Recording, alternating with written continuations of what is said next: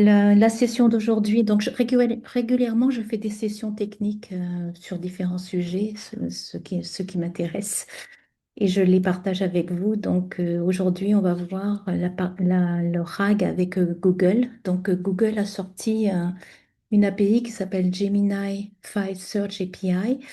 Et cette API, en fait, elle est sortie il y a quelques semaines de là, et je me suis dit, tiens, ça serait intéressant de voir comment faire du RAG avec cette offre. OK?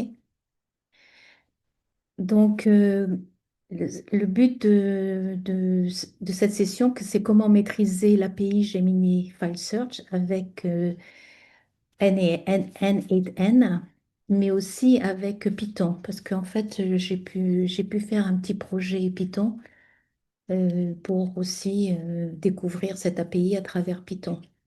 Donc, le défi, c'est de créer un système capable de discuter avec vos documents. Le but, c'est zéro infrastructure, pardon. Vous n'avez pas besoin de gérer une infrastructure. En fait, sera géré par Google. Et donc, en fait, cela signifie que quand on fait du RAG, en règle générale, c'est assez coûteux parce que vous allez devoir faire de vos documents, vous allez devoir faire des segments. De ces segments, vous allez devoir faire des embeddings. Et de ces embeddings, vous allez devoir les indexer dans une base de données vectorielle. Donc, toute cette partie-là de segmentation, d'embeddings et de base de données vectorielles, vous n'aurez pas à la gérer, c'est Google qui va gérer tout cela.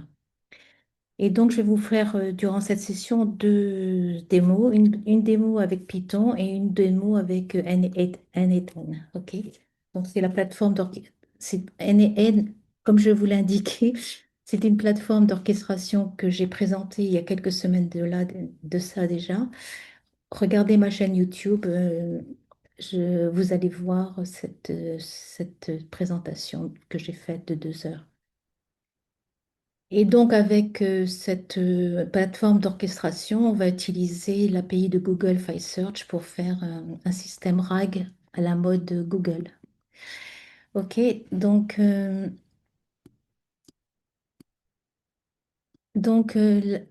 que c'est que N8N? J'en fais juste une rapide présentation. Donc, ici, vous avez l'URL pour y accéder. C'est une plateforme d'automatisation low-code ou no-code, hein.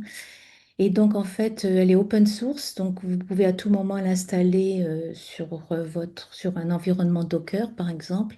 Et c'est une alternative très flexible par rapport à d'autres systèmes d'automatisation comme Zapier,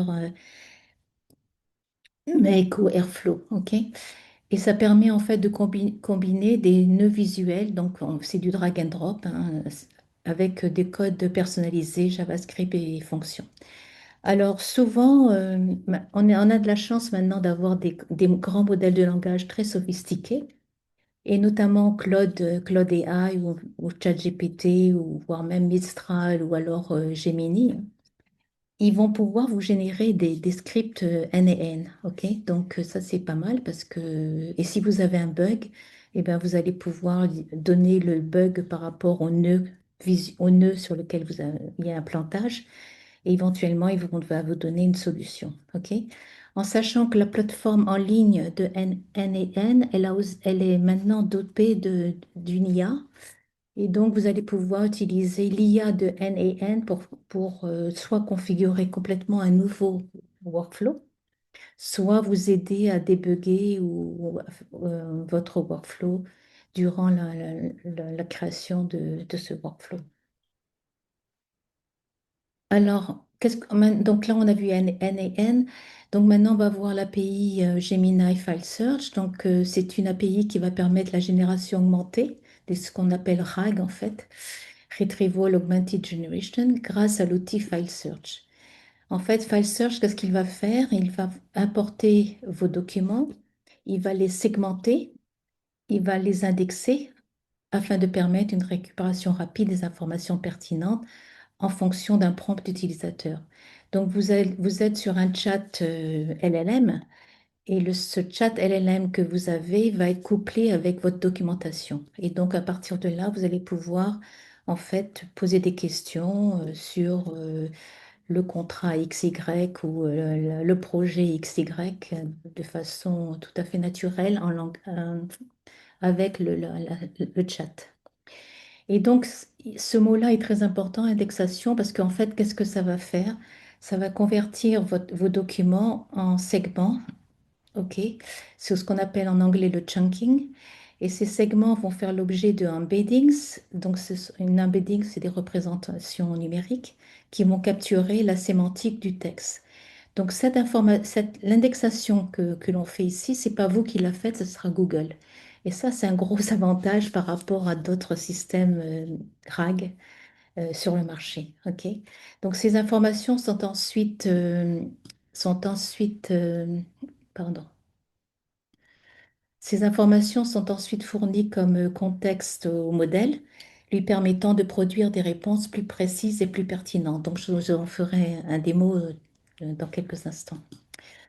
Alors, les RAG classiques. Donc, les RAG classiques, les points de clés sur lesquels on a des gros problèmes de mise en place, c'est le découpage des fichiers. Donc, c'est ce qu'on appelle en anglais le chunking. Et donc, c'est pas anodin parce que vous allez devoir savoir ben, quand est-ce que je vais faire du chunking. Est-ce que c'est pour, si j'ai un fichier de 100 mégas, quelle sera la taille de mon chunking? Quel sera l'overlap, c'est-à-dire comment je vais lier un segment par rapport à un autre, sur combien de tokens je vais les lier, etc. Vous avez après la gestion des embeddings, ce sont les fameux vecteurs en fait. Et ensuite, vous avez une base de données qui va être implémentée pour stocker ces vecteurs. Donc, je vous en donne deux ici qui sont très connus, Pinecone et Viet. Elles sont très connues et très chères. OK. Donc, et donc le coût d'infrastructure va être très cher à mettre en œuvre pour une solution RAG de type classique. Car en effet, qu'est-ce que va faire la solution Gemini File Search? En fait, elle va gérer, c'est Google qui s'occupe de tout. Donc, quand on dit Google s'occupe de tout, c'est toute la partie indexation, en fait, il va s'en occuper complètement. Vous n'avez pas à le gérer. Et le point clé aussi, c'est le contexte, la fenêtre de contexte. Quand vous avez travaillé avec un LLM, vous avez une fenêtre de contexte dans laquelle vous allez rentrer vos informations. Et cette fenêtre de contexte, avec Gemini 1.5 Pro, elle peut lire jusqu'à 2 millions de tokens. Ça signifie que c'est 1 500 000 mots qu'elle peut lire et ingérer. Après, vous avez une indexation native. Ok, donc, c'est Google qui va s'occuper de la segmentation, de l'embedding, c'est de sa base de données de vecteurs. C'est Google qui va faire tout ceci. Et une fois que tout ceci est fait, ben, vous allez pouvoir faire une recherche sémantique par rapport à votre demande. Donc, en fait, vous allez par exemple dire, ben, donne-moi les étapes du projet X, Y, Z. Et donc, il va se coupler à la gestion du document sur le projet que vous avez stocké dans Google File Store, ça s'appelle. Et donc, il va vous donner quelque chose de très précis par rapport à votre demande. OK? Et en effet, cette demande qu'il va faire, c'est pas par simple mot-clé qu'il va la faire, c'est par une recherche sémantique. Donc, il va vraiment comprendre votre requête, il va aller chercher par rapport à sa base vectorielle quels sont les segments de votre document qui répondent à votre question. OK? Ce qui est intéressant aussi, c'est il propose des citations. Donc, non seulement il va vous donner des réponses par rapport à votre demande, mais il va la sourcer. Donc, c'est ce qu'on appelle en anglais le ground truth. Il va donc sourcer ce qu'il vous donne, en fait. Et donc, on va voir que c'est très intéressant, puisqu'en fait, on va voir que ça nous permet de ne pas faire d'hallucination, en fait. Il n'a pas inventé quelque chose sur votre projet X, Y, Z, en fait. Donc ça, c'est très important dans la gestion du RAG, les citations également. Et, et aussi, ce qui est très important avec cette solution-là, c'est qu'il va pouvoir prendre en charge plusieurs formats. Donc ça peut être des formats, bien sûr, PDF, des formats doc, des formats texte, des formats JSON, des formats Markdown, des logs et même de nombreux fichiers de programmation. Donc si vous êtes programmeur et que vous avez une librairie de programmes qui vous sont chers, vous pouvez très bien les charger dans votre File Search Store, dans votre magasin. Et en fait, ensuite, par le biais de votre chat, vous allez pouvoir chercher quelques lignes de code particulières, etc. C'est un exemple. Bon, il y a 1000 exemples que l'on peut faire avec l'Oracle. Alors, les fonctionnalités clés de cette API, ça, c'est une intégration simple en fait. Le Gemini File Search va gérer automatiquement le stockage des fichiers, le découpage du contenu, la génération d'embedding et l'insertion du contexte dans les prompts. Donc, il y a un premier niveau, c'est ce qu'on appelle la mise en place du RAG, hein, avec toute l'indexation en fait. Et après, le deuxième niveau, c'est l'interrogation de votre système de documentaire à travers un chat. OK? Et donc, c'est ça l'avantage en fait de l'API de Gemini File Search, c'est que toute l'infrastructure, elle est gérée par Google. Vous n'avez pas besoin de la gérer. Donc, vous n'avez aucune infrastructure complexe n'est requise. Donc, vous avez besoin de bases de données vectorielles, etc. Et donc, il va faire une recherche vectorielle puissante, puisqu'en fait, il va utiliser les derniers modèles de Gemini. Donc, le modèle qu'il utilise pour les embeddings, c'est celui-là, Gemini Embedding 001.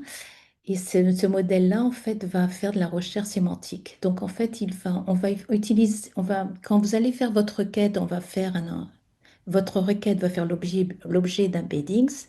Et quand vous allez faire de l'indexation, donc au niveau de vos fichiers, l'indexation va faire également l'objet d'embeddings. Ok. Donc, on a deux fois l'intervention des embeddings à l'indexation de vos documents et quand vous allez faire une recherche. Ok. Pour coupler votre recherche avec les segments d'indexation de votre demande.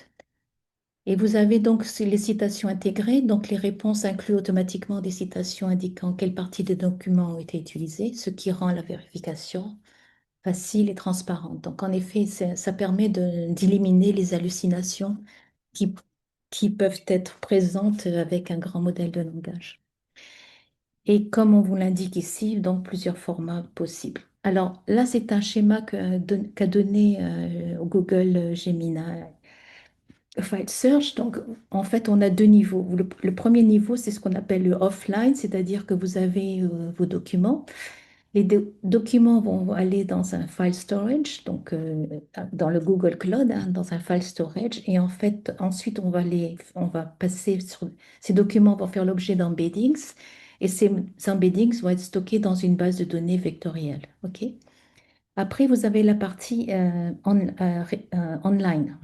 Donc là, c'est offline et vous le faites une fois ou ça peut être à des périodicités données, hein. Ça peut être on peut par exemple sonder un répertoire et à chaque fois qu'il y a un nouveau document, il va être ingéré dans la base de données vectorielle. Après, une fois que ceci est fait, vous allez un utilisateur lambda, il va pouvoir, par exemple, s'intéresser sur les contrats d'assurance d'une société ou peu importe.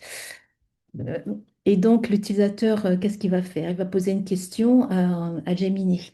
OK. Et donc, il va poser une question au grand moteur de langage. Et donc, en fait, cette question, eh ben, si elle ne fait pas l'objet d'un accès documentaire, eh ben, en fait, on va se débrancher, on va dire non, et puis il va vous générer une réponse. Par exemple, si votre demande, c'est de demander au modèle de vous donner une blague, c'est un coup sûr que la blague, elle n'est pas dans votre système documentaire, donc il va aller sur ce branchement-là, ok. Il va vous donner une réponse par rapport à votre demande. Par contre, si vous demandez, ben, pour mon projet XY, quelles sont les étapes de ce projet, à ce moment-là, eh ben, il va pouvoir aller sur votre base documentaire. Votre requête va faire l'objet d'embeddings. Cet embeddings, on va les coupler avec la base de données vectorielle et on va aller chercher les documents qui se rapportent le plus à votre demande. Et donc, il va construire un contexte, OK? Et ce contexte-là, il va le donner à Gemini et Gemini va vous donner la réponse finale. Et ça peut être une loupe parce que vous allez pouvoir entrer en conversation avec ce document, par exemple, de suivi de projet et peut-être demander ben, quels sont les participants sur ce projet, etc., etc. Donc, ça peut être une conversation à travers votre base de données documentaire. Alors, les points clés, donc, c'est pour l'automatisation avec NEN. Donc, vous avez des connecteurs. Donc, vous avez, vous avez avec NEN un connecteur Google Drive. Vous avez différents connecteurs qui sont livrés avec ce produit, cette plateforme d'automatisation. Et typiquement, le workflow que vous aurez avec RAG, c'est-à-dire que vous avez un nouveau fichier. Ce nouveau fichier, il va être ingéré dans la base documentaire de Google. Ensuite, vous allez vous allez pouvoir télécharger ce fichier-là dans la base de données documentaire. Donc, Google va faire le stockage de votre fichier. Vous n'avez pas besoin de vous préoccuper par le stockage. Et ensuite, une fois que ceci est fait, ben, vous allez pouvoir faire un chat. Donc, je vais vous montrer cette approche-là. Alors, voilà ce qui a été construit. Donc, ce que j'ai fait, c'est que j'ai pris des fichiers. Donc, ça peut être des fichiers. J'ai pris différents types de fichiers, PDF, texte, JSON, etc. Vous les envoyez. Donc, vous allez utiliser un trigger NEN. Donc, il va par exemple sonder un répertoire, chercher les nouveaux fichiers et les mettre, les télécharger dans votre Google File Search Store. OK? Et donc, une fois que ceci est fait, ben, vous allez pouvoir, c'est très rapide d'ailleurs, hein, j'ai assez bluffé par le traitement. Et donc après, vous avez donc les questions utilisateurs. Donc, une question utilisateur, il va poser une question et derrière le chat, en fait, on va faire appel à votre workflow NN qui, lui, va faire appel à Gemini et il va donc vous constituer le contexte de prompt le contexte de prompt par rapport à votre question et vous donner une réponse, bien sûr. Alors, vous avez plusieurs offres de gestion de RAG. Je vous en donne ces trois-là, en fait. Donc, vous avez le Google File Search, c'est le dernier sorti, là. Et vous avez aussi OpenAI qui a aussi une API pour faire ce genre de choses. Et vous avez Anthropic File Context. Je le connais moins, celui-là. Mais en tous les cas, donc pour Google File Search, vous avez une API qui va gérer complètement l'indexation de vos documents et bien sûr la requête de la requête par API de ces documents. Donc vous avez de la citation, donc c'est ce qu'on appelle le grand truth. On va vous donner en réponse à une demande, on va vous donner le fichier qui a constitué cette réponse, par exemple. Après, vous avez donc les différents types de formats. Donc, Google est un peu plus vaste en termes d'ingestion de documents. Donc, on a du PDF, du doc, etc., même du code. En fait, le code, il va le voir comme du texte, en fait. OK? Ensuite, vous avez le coût de la structure. Alors, le coût de la structure, en fait, Google vous allez être le coût, ça va être sur l'indexation. Quand il va faire l'embedding, c'est là où vous allez avoir, vous allez devoir payer quelque chose. Je reviendrai là-dessus. Sinon, tout ce qui est stockage de données, vous n'avez rien à faire. Donc, la base de données, le stockage, vous n'avez rien à faire. C'est simplement l'embeddings au niveau de l'indexation, en fait, qui va vous donner un coût. Le coût est minime, c'est 0,15 dollars pour 1 million d'embeddings, de tokens. Et puis donc, l'avantage de cette solution, c'est que ben, vous n'avez pas d'infrastructure. En fait, tout est géré par Google. OK. Alors voilà les coûts du RAG. Donc, le scénario, c'est pour 100 gigabytes de stockage et 1 million de requêtes par mois. Donc, vous voyez que pour le Gemini File Search, en stockage par mois, vous avez zéro. Après, au moment de l'indexation, quand vous allez indexer vos documents, ça sera pour 100 gigabytes de stockage et 1 million de requêtes par mois, vous aurez à payer environ 11,25 $. Et puis après, quand vous allez faire une recherche pour 1 million par mois, ça va être environ votre query. Donc là, on reste sur le standard. À chaque fois que vous allez solliciter un LLM, et vous aurez à payer un petit coût pour la, la requête et la recherche. Et donc, ça vous fait un coût mensuel de très, très faible, en fait, de 35 $.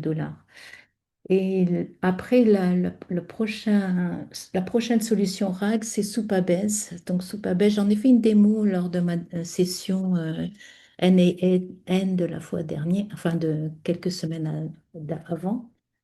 Et donc là, c'est vraiment c'est une base de données vectorielle. Et donc, le coût, et vous avez le stockage, il est pas trop cher, mais vous avez un coût de stockage par mois.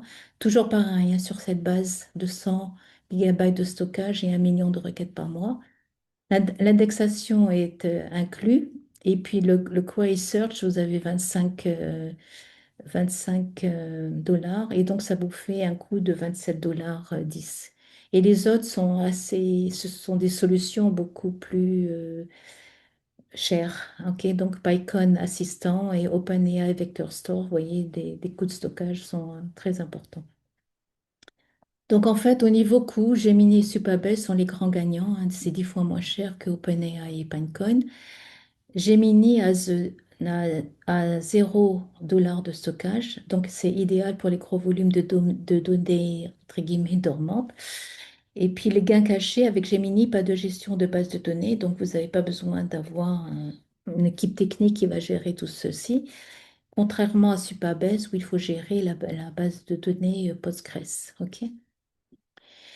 Alors, des cas d'usage, bon, je reviendrai sur la sécurité derrière, mais ça peut être des cas d'usage, par exemple, sur les ressources humaines, sur la finance, sur le légal, sur la formation, mais ça peut être d'autres documents. J'ai vu qu'il y a une association là dans la session chat. Ça peut être des documents, je ne sais pas, divers et variés qui, que vous interrogez souvent et qui vont vous permettre de faciliter la recherche. Alors justement, la sécurité, donc le problème, ce que vous craignez, comment garder le contrôle sur vos documents sensibles?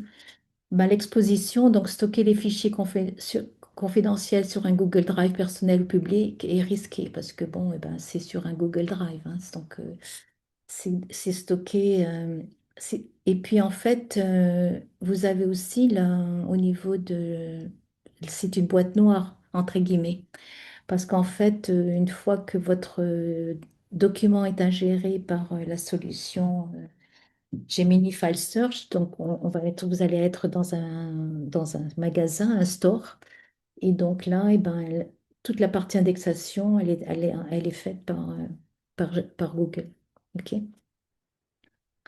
Alors, vous avez des solutions diverses et variées. Donc déjà pour les Google Drive, bon, dans l'exemple que je vais vous montrer, moi j'utilise, pour l'exemple que je vous présente, je vais utiliser Google Drive.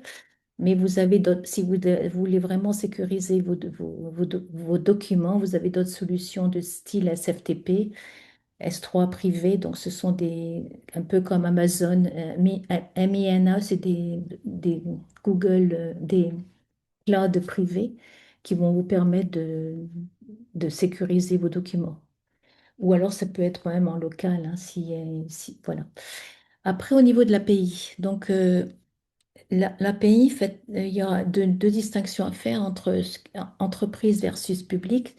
Donc les données envoyées via l'API, elles vont être stockées dans un file search store et donc accessibles à travers la requête, à travers une requête.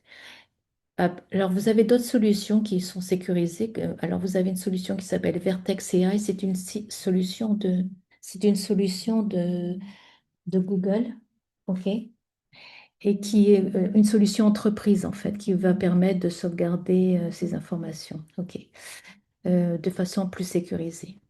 Ensuite, vous avez le RAG éphémère. Donc, bon, ça, j'y crois pas trop, en fait. Vous allez pouvoir faire votre workflow. Donc, vous allez pouvoir charger vos documents, le mettre dans un file search store, faire votre questionnement sur ce document et supprimer le document après. C'est tout à fait possible. mais je ne le vois pas vraiment ça. Enfin bon, c'est possible. Alors, grâce à NaN, vous pouvez automatiser la suppression du fichier. Donc, c'est pour cette solution-là. Dès que la réponse est générée, le fichier ne dort pas chez Google. Voilà. C'est- Alors, euh, comment les comparatifs, je vous ai fait ici un tableau des comparatifs des risques de sécurité, donc du to cloud ou 100% local. Donc, Gemini File Search, c'est où sont les données? Donc, elles sont soit chez Google, soit chez OpenAI, hein. Donc, ça dépend de la solution Google ou OpenAI. Et donc, le risque principal, c'est une confiance totale requise envers ses fournisseurs, donc Google ou OpenAI. Et en fait, le niveau de contrôle, eh ben, c'est faible parce qu'en fait, comme je vous l'ai indiqué, l'indexation va être complètement gérée par Google. Après, vous avez le vecteur DB Cloud, donc c'est les fameux Pinecone, Supabase Cloud, etc. Donc, à ce moment-là, vous avez des solutions sont aussi hébergées chez le fournisseur, mais avec des approches encore plus sécurisées et vos chunks de texte sont stockés chez eux pour être récupérés.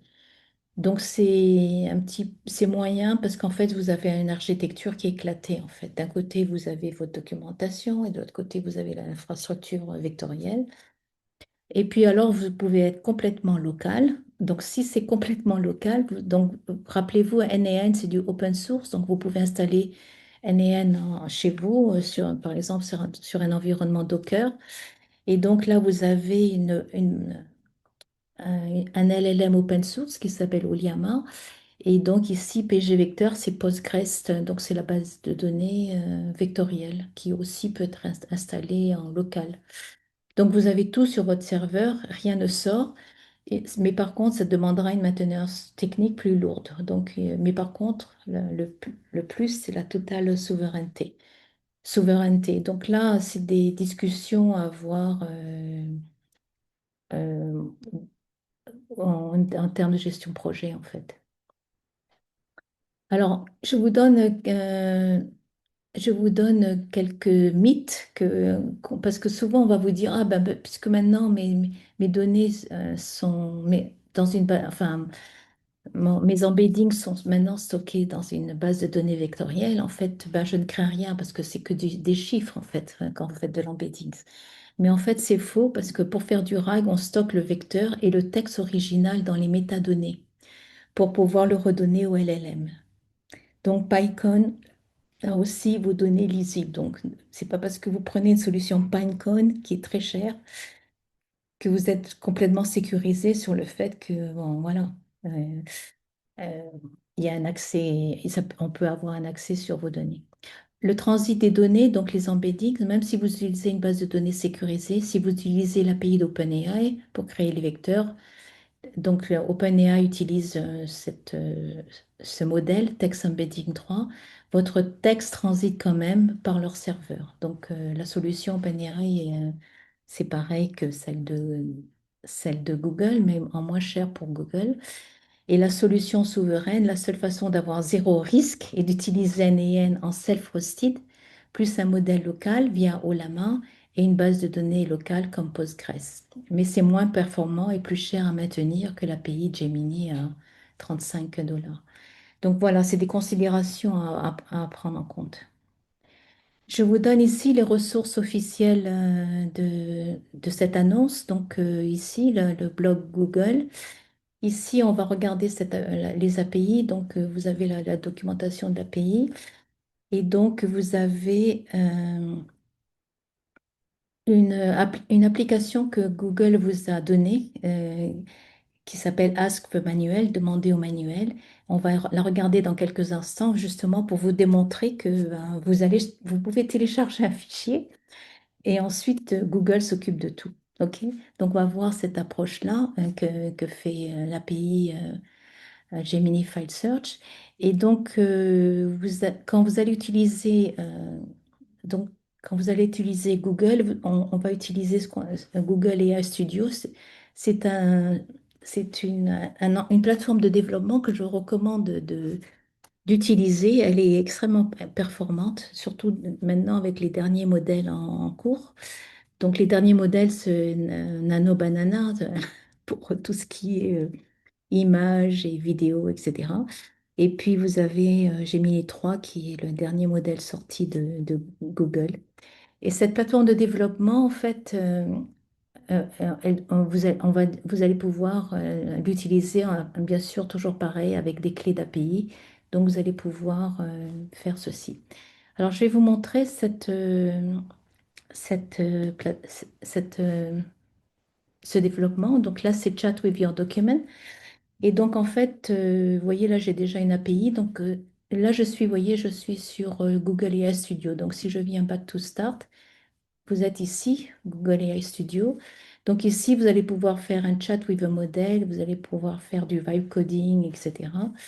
Et là, vous avez la partie build qui va vous permettre d'accéder à vos développements. OK? Donc là, je vais revenir sur Google AI, la partie développement. Bon, je vais revenir ouais, voilà. OK. Donc, en fait, ici, ce qu'a fait Google, ils ont fait du vibe coding pour développer cette petite application. Et donc, là, on est dans le mode preview. Je peux être en mode full screen, OK, où je peux revenir et vous avez ici le code qui a été appliqué. D'accord? OK. Donc, ce que l'on va faire, premier exemple, c'est on vous donne déjà des éléments. Donc, je vais dire, bah, tiens, je vais prendre le Hyundai i10 manuel. Et donc, je vais dire, eh ben, OK, tu prends ce document et tu vas le charger dans le file. Donc là, vous voyez, il est en train de faire ça. Et donc, il va construire là, il est en train de construire les embeddings. Et ensuite, une fois que ceci est fait, eh ben, vous allez pouvoir dialoguer avec ce document. Alors, ça prend un petit peu de temps, pas beaucoup. Je crois qu'il est gros, ce document. Et puis voilà, et donc là, il a terminé avec la gestion des embeddings. Et puis voilà, donc là, et donc, en fait, là, c'est pas mal ce qu'ils ont fait. Là, je suis dans ma session chat ici, et puis là, vous allez pouvoir dialoguer avec ce document-là, et il vous propose des suggestions par rapport à ce document. Donc, where can I find about the recommended tire pressure, etc. Donc, je vais sélectionner ça, et il va vous donner une réponse en adéquation avec le document, vous voyez. Et donc, il vous donne ces informations-là sur the recommended tire pressure for your vehicle can be found, blablabla. Et donc, il vous donne les sources. Vous voyez, vous avez plusieurs sources. Vous avez la source 1, OK, la source 2. Donc, c'est ce qu'on appelle le grand truth, en fait, hein. Donc, il va vous donner la source de vérité par rapport à la réponse qu'il vous donne. OK? Alors maintenant, je vais faire un new chat et admettons que je charge un fichier. Donc, je vais prendre un fichier. Qu'est-ce que je vais prendre? Je vais prendre euh, euh, voilà, truc. Je crois que ce document, je l'avais utilisé pour ma session N et N il y a quelques semaines. Ok, donc c'est un truc que j'ai récupéré du web, hein, donc c'est une retraite progressive des GAFP, voilà. Et donc pareil, hein, même principe, vous allez charger ce document. Donc c'est sur une retraite progressive, etc.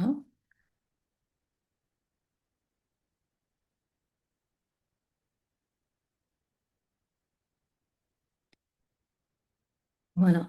Et puis alors, vous voyez, l'autosuggestion, il vous dit qui est éligible pour. Alors, j'ai remarqué qu'en fait, le document est en français. Mais l'interface est en anglais, donc du coup, il m'a pris les questions suggérées, il les a données en anglais. Alors, je n'aurai pas le temps de le faire ici, mais ici, vous voyez, vous êtes en mode de développement, là, donc vous allez pouvoir dire, eh ben, est-ce que tu peux, quand un document est en français, est-ce que tu peux me donner les suggestions de questions en français et les réponses en français? Donc là, on va rester comme ça. Je l'ai fait pour vous et ça marche, mais bon, on a d'autres choses à voir. Et donc, bon, et ben voilà, il va vous donner les références part-time, etc. Et donc, si je regarde la source 1, vous avez ce genre d'informations avec la pagination, etc. Donc, voilà. Donc, c'était un exemple que Google vous donne pour faire ceci. Alors, je vais revenir sur ma présentation. Et donc, ici, vous avez l'API.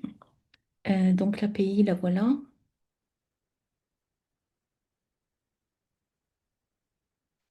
Et donc, en fait, c'est à partir de cette API que j'ai pas mal utilisé pour faire mes différentes demandes. Je reviendrai là-dessus. C'est long, je sais pas pourquoi c'est long.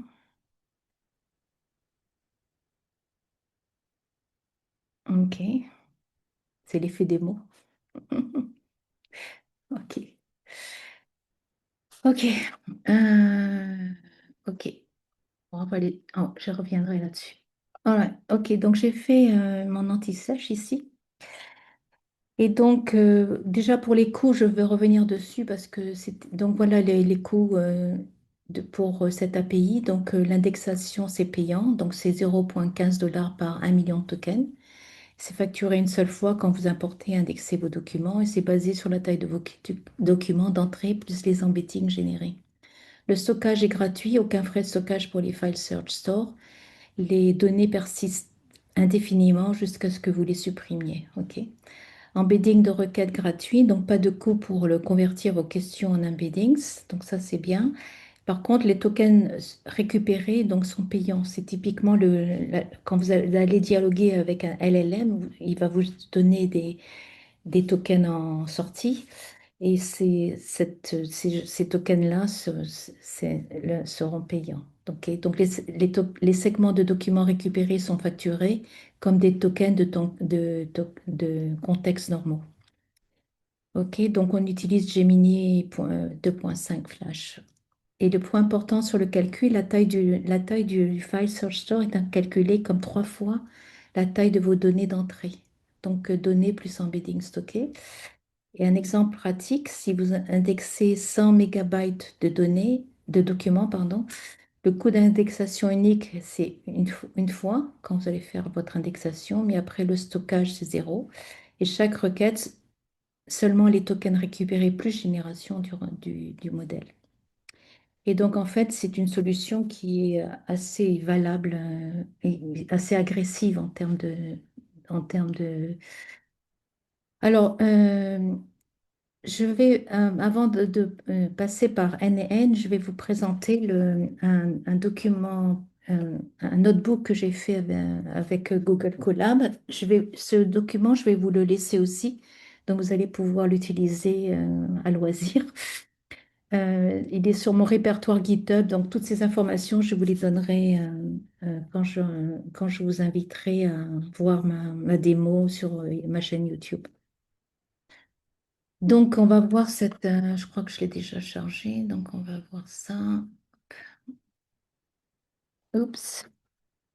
Ok, donc est-ce que je l'ai là? Ok, donc là, je suis sur un notebook Python, donc je suis sur Google Colab. Et donc, ici, on retrouve comment ça marche. Donc, on retrouve l'explication que je vous ai donnée sur le traitement de ce que fait l'API File Search. Et donc là, en fait, on va travailler une API. Donc, en fait, si vous n'êtes pas familier avec Google Colab, vous avez un paramètre de sécurité. Donc là, je suis sur l'API Google API Key. Donc là, c'est ma clé. Je ne vais pas vous la montrer.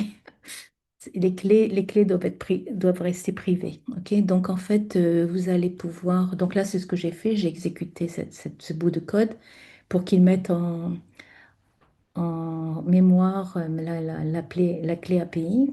Là, j'appelle mon drive. OK? Et donc, après, je vais pouvoir. Ici, je vais vous montrer le pipeline complet qu'on peut faire avec l'API de File Search de Gemini. Donc déjà, on va utiliser un client, GenHide. Donc ça c'est le client Google. Donc il a besoin d'avoir la clé de l'API. Donc il a récupéré. Et puis donc là,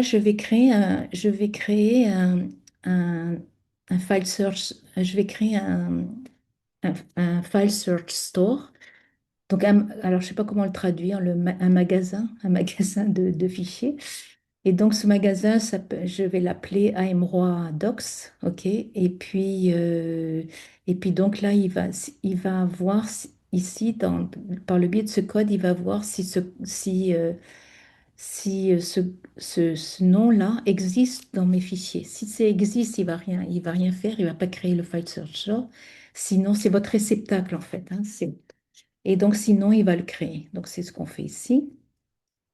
Ensuite, on va charger le fichier en question. Donc, j'ai un fichier qui s'appelle, en fait, c'est le journal officiel. C'est le journal officiel du 25 novembre 2025 que j'ai récupéré sur Internet. Et donc, je charge cette information-là du journal officiel. Donc, je lui donne le fichier. Là, je lui donne quel nom je vais lui mettre dans mon magasin. Donc, je l'appelle par journal officiel du 25 11 2025. Et donc là, donc là, je vais faire une petite boucle pour attendre que ce chargement soit effectué. OK? Donc, tant qu'il n'est pas effectué, je boucle. Et donc après, une fois que ceci est fait, et ben voilà, je vais pouvoir poser une question. Ok, c'est la démo que je vous ai faite avec la démo de Google. Donc, ben, je pose une question. Donc, je dis, ben, le modèle que je vais utiliser, c'est Gemini 2.5 Flash. Et quand vous allez avoir le mode chat, vous allez avoir cette instruction-là, Generate Content. Il va se baser sur le modèle. Et puis là, vous avez votre question, ministère de l'Agriculture et de l'Agroalimentaire et de la Souveraineté alimentaire. Donc, j'ai pris ce bout d'information dans le fichier là, et puis je pose des questions là-dessus. Et donc là, il va vous répondre. Donc, il a trouvé, en fait, vous savez, dans mes conditions, est-ce que le store existe ou pas? Il m'a dit oui, j'ai trouvé un file search qui existe, le voici. Donc, vous voyez la structure de votre magasin, c'est comme ceci, file search store, slash, et là, c'est le nom de votre. Donc là, il va reprendre votre nom, AMROI Docs, c'est ce que j'avais demandé là. Il va prendre votre display name, il va l'épurer un petit peu. Donc, je n'ai pas le tiré là, mais et après, ici, ce que vous voyez là, c'est son incrémentation des fu- son l'idée de votre file store, en fait. Donc, tout ceci, c'est votre file store. OK? Et après, vous avez la réponse, le ministère de l'Agriculture, de l'Agroalimentaire, de la Souveraineté is a French Ministry, as of November, blablabla, blablabla, blablabla. OK? Donc là, c'est les informations de ce genre, de ce chose-là. Alors, je reste toujours sur ce fichier Python et on passera sur N et N dans quelques instants. Donc, en fait, sachez que quand vous allez importer un fichier, vous avez deux méthodes. Une méthode de style un stockage persistant et une autre méthode un stockage non persistant. Donc, le stockage persistant, qu'est-ce qu'il va faire? C'est ce que on a vu avec la démo web que je vous ai montré, la démo Google. Donc, qu'est-ce qu'il va faire? Il va prendre votre document, il va le segmenter. Ensuite, il va prendre ces segments et les convertir en embeddings. OK? Ensuite, il va faire une indexation. Donc là, on va être sur la base de données vectorielles.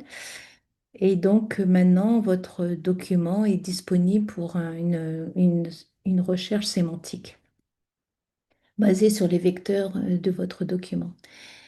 Donc ça, c'est la persistent storage, donc c'est ce qu'on fait. Et la non-persistent storage, c'est sur les. Donc là, votre document va rester en vie, entre guillemets, pendant 48 heures.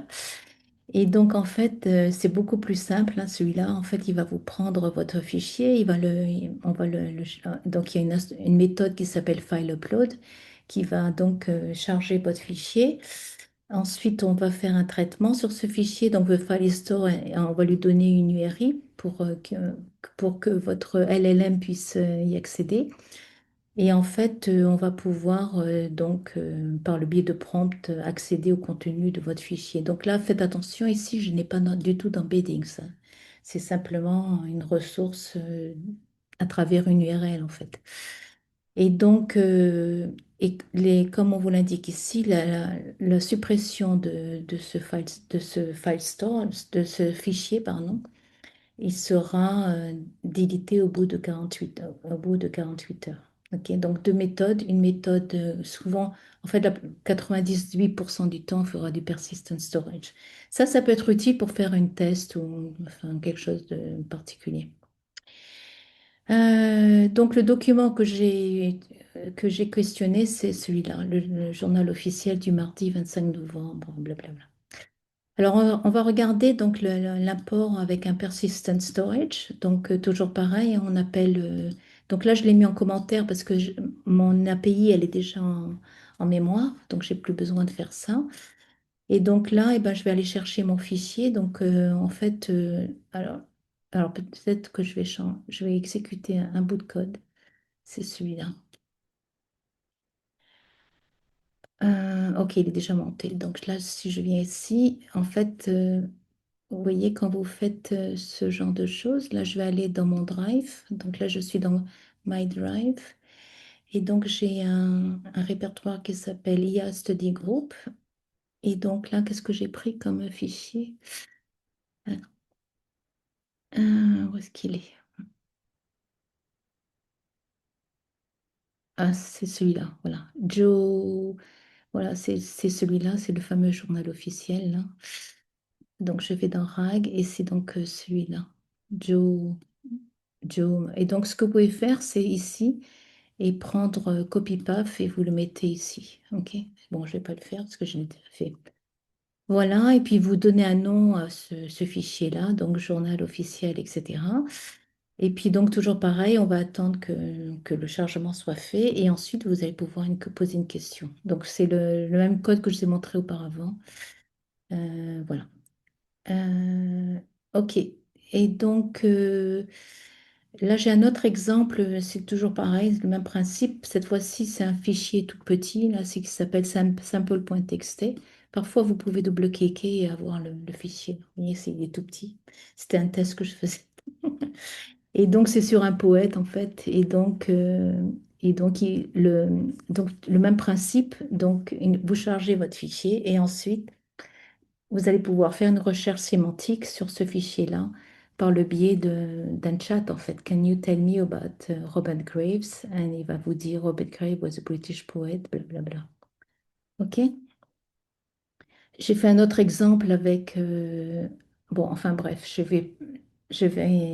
voilà, je vais vous laisser... Ah oui, alors ce qui est intéressant, c'est que quand vous allez charger vos fichiers, vous allez pouvoir mettre du metadata et demander à Google... l'API de Google, Gemini File Search, de vous donner les citations. Quand il va vous donner les citations, il peut vous donner le nom du fichier, mais il peut aller également jusqu'au metadata et vous donner, par exemple, les segments qui ont été utilisés pour vous donner une réponse. Ok. Donc, le principe reste le même, mais à un moment donné, on va lui... vous voyez, ici, c'est ma réponse. Je vous laisserai vous aurez accès à ce. Donc ça, ce document, il est beaucoup plus long. Donc là, on a chargé, c'est le document qui s'appelle info.txt. Et donc après, tell me about, ça c'était ma question. Et donc la réponse. Et puis vous voyez là, le grounding metadata, c'est votre élément de vérité. OK? Et donc, c'est pour vous dire qu'en fait, il n'a pas halluciné. La réponse qu'il vous donne, c'est bien par rapport à ce document. Et il vous donne les métadatas associés. OK? Donc, ces métadatas, donc il va, par exemple, il va vous prendre brief overview sur ce que c'est, qui est Yates, etc. Les key facts, etc. Et puis après, il peut vous donner ce qu'on appelle les grounding checks. Donc là, vous voyez, il va vous dire, eh ben voilà, la segmentation du fichier. OK? Où est-ce que j'ai trouvé toutes ces informations-là dans ce segment-là?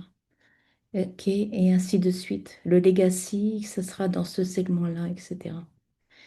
Donc, c'est assez intéressant de voir que non seulement Google fait du chunking, mais le chunking qu'il va faire dans la segmentation, il va pouvoir vous la restituer quand vous allez le questionner. Alors maintenant, on va passer à N et N. Est-ce que vous avez des questions? Peut-être que je vais... Ouais, je les prendrai après. Ça, désolée. Parce que sinon, ça va interrompre là. Alors maintenant, je vais revenir sur mon... Donc, on a vu Python. Et donc, on a vu ça. Et puis maintenant, je vais voir... on va voir N et N. N et N. Alors, pour N et N, je vous ai fait un petit document. C'est les points d'entrée pour utiliser Gemini File Search avec N et N. Donc, vous savez, vous allez devoir configurer des nœuds. Et ces nœuds, ben, par exemple, si vous voulez créer un File Search Store, donc pour créer un magasin, vous allez devoir utiliser ce point-là, donc un post, et vous allez devoir utiliser cette API Generic Language Call File Search Store. OK? Donc, qu'est-ce qu'elle a besoin? Dans le header, on va toujours pareil, on a besoin de l'API de Google. Et dans le corps dans le corps de JSON, on va simplement donner le nom du store. OK? Et donc, le nom du store, comme on vous l'indique, ça va retourner File Search Store avec ce qu'il a été créé, ce qui a été créé. Alors, je vais vous montrer ça dans NIN. OK, donc là, je suis dans NIN. Et puis, donc là, je vais faire, c'est cette instruction. Donc, les workflows JSON, NIN, je vais vous les donner aussi. OK? Donc, vous allez pouvoir les réutiliser et éventuellement explorer tout ceci. Donc là, c'est pas une leçon sur NEN, hein. Donc là, on a un workflow dans lequel on va indiquer quelques informations clés. Par exemple, je vais dire, eh ben, voilà mon magasin. Mon magasin s'appelle NEL Google Drive Store. OK? Ça, c'est mon magasin. Et puis donc maintenant, je vais créer le store. OK? Donc, vous allez devoir faire une notification. Donc là, j'ai fait une authentification Google. Donc là, j'ai fait le Predefined Credential Type. Et puis donc là, je fais mon identification. Donc, on voit que, vous voyez, ma connexion est correcte. Et donc après, ben, vous allez indiquer, donc là, il y a pas, j'ai pas de query parameters, puisqu'en fait, tout va être fait dans l'authentification ici. Et puis en fait, ici, c'est là où vous allez indiquer votre format dans le body, là, le body, comme on vous l'indique dans l'API, vous allez devoir faire ceci, OK? Et donc, ça va vous faire ce genre de choses. Alors, je ne vais pas l'exécuter parce qu'il existe déjà, mais vous voyez que le principe est tout à fait... Ah, si je le réexécute, j'aurai pas d'erreur parce qu'en fait, il va générer une autre un autre identifiant. Et puis après, vous avez donc comment on va vouloir, donc il va vous donner la sortie. Donc on a un succès qui aurait, et puis il va vous donner le display name, quand est-ce qu'il a été créé, quand est-ce qu'il a été mis à jour, etc. OK? Donc ça, c'est la simple création d'un store. C'est assez simple comme instruction. Ah oui, puis ici, ce que je voulais vous montrer, c'est, vous voyez, l'URL. Donc c'est ce que je vous avais indiqué, un file search store, c'est ce que je vous ai indiqué ici. Un file search store avec le body. Donc le body, le header, moi j'ai utilisé le credential de Google, donc dans lequel j'aime pas stocker les clés en clair. Donc, je passe par une authentification Google pour le faire. OK? Et cette authentification Google, elle va vous demander, eh ben, donne-moi l'API. Et donc, c'est là où vous allez rentrer l'API. Si vous le faites dans le nœud que je vous ai montré, là, ça va être mis en clair. Donc, c'est pour ça que je suis passée par l'authentification. Voilà. Donc, après, on va voir. Donc, ça, vous voyez, c'est assez simple. Alors maintenant, je reviens sur mon... Et donc là, on va voir le chargement de fichiers. Donc, on va faire un upload. Là, l'upload, je l'ai un peu plus travaillé parce qu'en fait,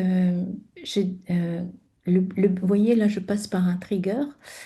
Et le trigger, c'est de dire ben, quelle périodicité je veux sonder un répertoire. Donc là, j'ai dit ben, je vais le sonder tous les jours, euh, ouais, une fois par jour, etc. Et à partir de minuit, etc. Donc ça, bien sûr, si j'exécute maintenant, ça va être fait. Alors, qu'est-ce qu'il va faire? Il va les lire. Donc là, je veux m'assurer que le but final, c'est de charger vos fichiers de votre Google Drive dans le store. Donc, en fait, ce que je veux être sûre, c'est qu'il qu'il ne me mette pas de doublons.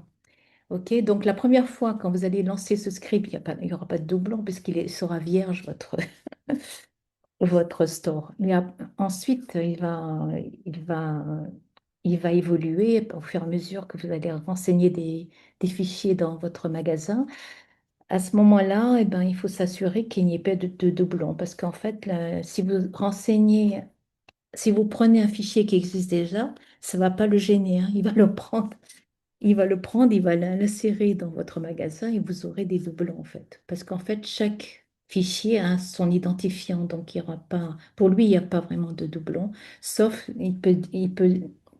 par le biais de code, on peut voir est-ce qu'il y a des doublons ou pas dans, dans votre magasin. Donc ça, dans le fichier.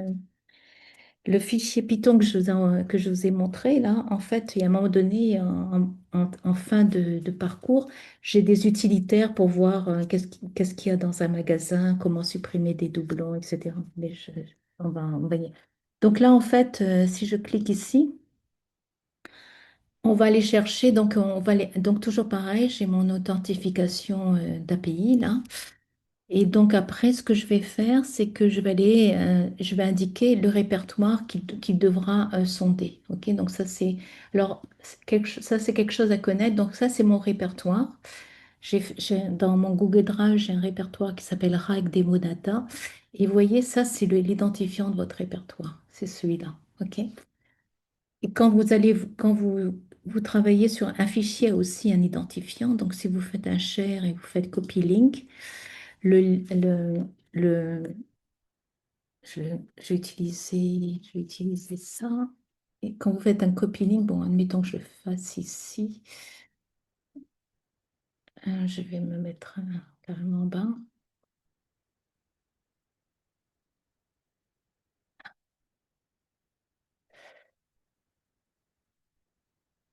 Voilà. Et ça, ça c'est le nom de votre fichier. Vous voyez, c'est un nom. Voilà. OK. Donc, c'est une manière de gérer les informations dans les répertoires. Oups, pardon. Alors maintenant, je reviens sur... ouais, c'est parce que ça, c'est mon fichier. Je vais sortir. Où est-ce que je suis? OK, donc là, c'est ce que je voulais vous dire. Là. Donc là, c'est le répertoire. Et puis donc là, il va aller chercher. Donc je vais faire un execute, là, par exemple. Et donc là, il va vous dire, eh ben voilà tous les fichiers qu'il y a dans ce répertoire-là. Donc vous voyez, c'est classé par premier fichier. Donc vous voyez le nom là. Là, je suis dans Google Drive, hein. Donc là, il va détecter que c'est le MIME type, c'est du texte.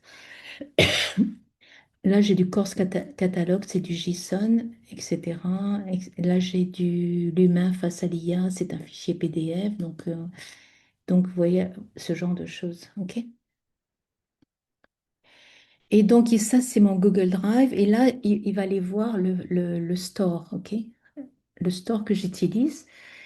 Et donc, le store que j'utilise, il va le. Donc là, si je viens ici, ok, donc on est sur une autre instruction là, vous voyez, et donc là, c'est le store. Voilà mon store en fait, vous voyez, voilà le nom du store. Ok. Et donc là, et après, c'est autre chose, c'est le document qui va chercher. Donc en fait, si je clique là-dessus, je vais voir qu'est-ce qui est dans le store. Donc là, on est sur sur le Google Cloud, là, ok? Et donc là, vous avez toutes les informations également. Donc j'en ai combien? J'en ai 8, ok? Parce qu'il y a zéro qui est huit documents, ok? Et puis après, donc on va combiner tous ces deux choses. On va s'assurer, on va faire ce qu'on appelle un multiplex. Donc on va combiner les deux informations. Et ensuite, on va passer par du code. Je, le code, si vous ne le comprenez pas, rappelez-vous, on est super aidé, mais de nos jours, vous pouvez à tout moment prendre ce morceau de code, donc commande A, commande C, et puis vous allez, ben, par exemple, ici, et puis tu expliques ce code. Je ne vais pas le détailler hein, parce que c'est un peu long. Et donc, il va vous dire ce qu'il fait. Alors, j'aurais pu dire, explique succinctement ce code. OK. Donc, parfois, au niveau du code, je ne suis pas très, très bonne en JavaScript. Donc, parfois, au niveau du code, je me suis aidée de Claude pas mal. Et aussi, en fait, donc là, je suis sur une interface NEM chez eux. Donc, et donc là, il vous explique la structure du code, récupération des données sources. Bon, il fait le merge, en fait. C'est ce que j'essaie de vous expliquer. Donc, je reviens ici. Donc là, c'est ce qu'il fait. OK. Et puis, donc, à un moment donné, ce qu'il va faire, donc, on va s'assurer des mimes. OK. Donc, on va s'assurer de prendre les mime types parce que c'est très important pour la suite au niveau des embeddings, etc. Et donc, après, ce que l'on va faire, c'est qu'on va prendre ce document et on va les télécharger. Donc, on va les télécharger. On va les mettre en fait sur un Google Cloud pour qu'ils puissent être traités par l'API de Gemini. Donc là, vous voyez, si je clique ici, je vais avoir un get et puis donc là, il va récupérer toute cette information-là. Ensuite, il va faire un petit peu de massage sur les données qu'il récupère. Ensuite, il va commencer un upload. Donc là, on récupère toujours pareil. Donc là, vous voyez, c'est le upload. Alors, si je reviens sur mon document, donc là, je viens ici. Ah, pardon, non, c'est pas là. Je viens ici. Donc là, on a fait le upload et voyez, vous avez l'information là. Vous voyez, upload, c'est ce qu'on utilise dans le fichier N8N. OK, upload V1, etc. On récupère le nom du store, etc. OK.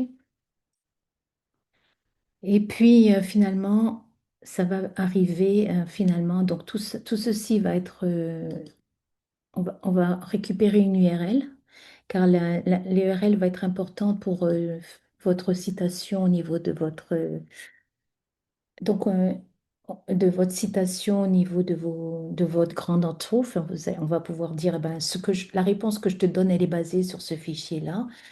Et donc en fait ici, ben, ici on arrive sur la- l'indexation complète en fait avec la- votre fichier finalement indexé dans la base de données vectorielle de Google. OK? Alors, je sais que j'ai des nouveaux. Attendez, je vais regarder mon répertoire. Je sais que j'ai des nouveaux fichiers là. Je suis là, je crois. Je crois que ces deux sont nouveaux. Les autres existent déjà. Donc, ce que je vais faire, allez, ceinture bretelle et parachute, on exécute. OK? Donc là, il va faire son traitement. Et en fait, c'est bien, il a bien fait deux items qui ont été traités. OK? Donc, au lieu d'attendre demain à minuit, je peux l'exécuter maintenant. OK? Alors, si vous voulez que ça soit automatique, tout ceci, je ne l'ai pas fait automatique là pour ça. Vous pouvez le rendre actif. Oui, ici, vous pouvez le rendre actif. Alors maintenant, c'est très bien. Donc maintenant, on va pouvoir tester notre, notre modèle. OK? Donc là, j'ai fait donc j'ai fait celui-là. Donc là, c'était pour voir, à un moment donné, j'avais des dupliqués, donc j'ai fait celui-là. Il est désactivé, celui-là. OK? Donc maintenant, je vais prendre celui-là et donc je vais l'activer. Et donc, en fait, ici, on est carrément, là, je suis uniquement dans NDN. Et vous allez voir qu'à un moment donné, j'ai fait un développement d'application Ben, en vibe coding, j'ai créé une application dans Google AI Studio pour ma base documentaire. Ok, donc je vais vous montrer ça dans quelques instants. Ici, on reste dans NN. Et alors, ce que j'ai fait pour bâtir ma base documentaire, ça c'est pas mal aussi. Il y a une astuce que je vous donne, c'est que rappelez-vous, on a des modèles de langage qui sont très très performants de nos jours. Et donc, je lui ai demandé à Claude AI, par exemple, je dit, est-ce que tu peux me construire une base documentaire en données synthétiques pour faire des tests de RAG sur ces données? Et donc, c'est ce qu'il a fait, en fait, et je peux vous montrer ce qu'il a fait. C'est ce qui est dans ma base de données, d'ailleurs. Donc là, euh, donc, voilà, c'est ce qu'il a fait, en fait. Donc, c'est un script. Ce script-là, c'est un script Python qu'il a fait. Et je l'ai mise aussi dans mon répertoire GitHub. Ok. Donc, par exemple, vous avez un fichier PDF qu'il a fait, vous voyez. Donc là, il vous dit, voilà, alors c'est un produit fictif, un Luminasphere User Manual V1, et puis vous avez donc les technical specifications, blablabla. Ensuite, vous avez quoi d'autre? Vous avez le Compliance Regulation. Donc là, c'est tout un document, page 1, page 2, page 3, en texte qu'il m'a donné. Donc, il est très verbeux, celui-là. Et puis après, on a un meeting note, donc par rapport à un brainstorming, donc internal meeting, transcript, blablabla. Et puis, c'est sur le prix que l'on doit, pour la mise au marché de ce produit, à quel prix on va le mettre. Donc, voilà. Et quoi d'autre encore? Et puis, j'ai projection du CSV. Et donc voilà, vous avez pour l'Europe, on a 1200, le stock est de 1200, etc. OK. Alors, donc, oui, ça, je vous recommande de faire de ce qu'on appelle des données synthétiques. Comme ça, vous bâtissez rapidement un jeu d'essai pour faire votre jeu d'essai sur RAG.